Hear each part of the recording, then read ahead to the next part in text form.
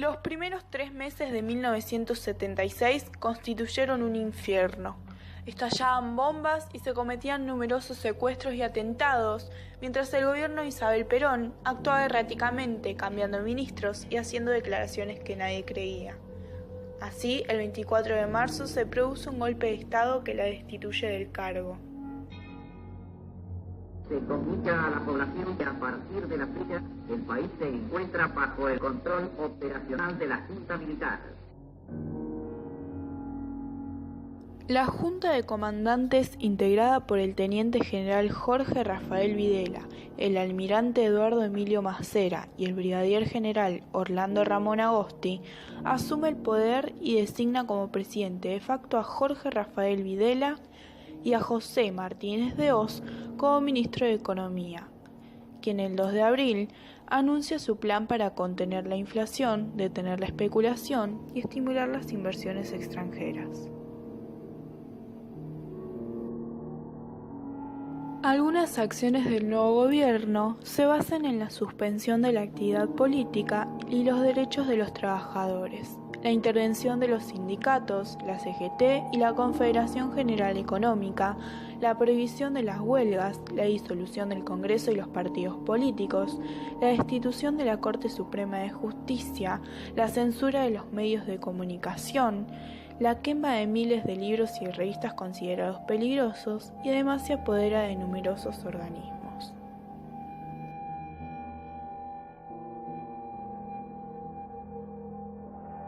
La dictadura de 1976 completó y profundizó el esquema de persecución y exterminio que comenzó sistemáticamente con la AAA, liderada por López Rega. La desaparición fue la fórmula más siniestra de la guerra sucia. El objetivo era secuestrado por un comando paramilitar, donde convertido en un número y sin ninguna garantía legal, quedaba a merced de sus captores. La desaparición de personas fue un programa de acción planificado con anticipación, estableciéndose los métodos por los cuales llevarlo a la práctica, arrojando los desaparecidos al Río de la Plata con previa aplicación de sedantes, desde aviones o helicópteros militares y en fosas comunes, fusilamientos y ocultamiento de cadáveres sin ningún tipo de identificación.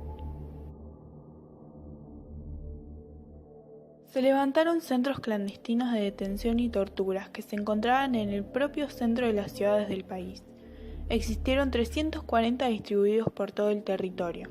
Locales civiles, dependencias policiales o de las propias Fuerzas Armadas fueron acondicionados para funcionar como centros clandestinos. Además del secuestro de adultos, hubo un plan sistemático de apropiación de niños. Los niños robados o que las madres parían en los centros de detención fueron inscriptos como niños propios por muchos miembros de la represión, vendidos o abandonados en institutos. Durante la dictadura, los militares consideraban que los hijos de los desaparecidos debían perder su identidad. Por eso, los hacían desaparecer y los entregaban a familias de militares. Ellos pensaban que la subversión era casi hereditaria o que se transmitía a través del vínculo familiar. De la misma forma que a los hijos de desaparecidos se intentó quitarle su familia, a la sociedad en general se intentó quitarle esos antecedentes que, como los padres de esos chicos, eran considerados subversivos. La tortura funcionó como un elemento relevante en la metodología empleada. Los centros clandestinos de detención fueron concebidos para poder practicarla impunemente.